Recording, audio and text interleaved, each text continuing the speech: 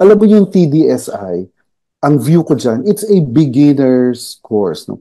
Newbie sa Forex. Kasi sa TDSI, itinuro dyan yung basics ng Forex, at saka yung mga principles dyan, game of probability, ang trading, and kilos, dyan tinuro.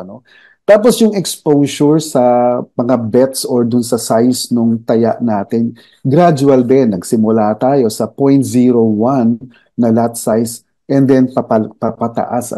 Kumbaga, andyan yung hand-holding. Hindi tayo pinabayaan. Hindi ako pinabayaan. Hinandhold ako until maging comfortable ako. Entering using different lot sizes.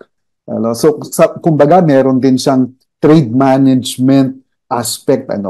Now, dito sa TDSI, it lays the foundation.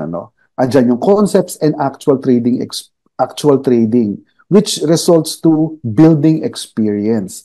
It's only through the actual trading, doon mo mako-concretize kasi, no?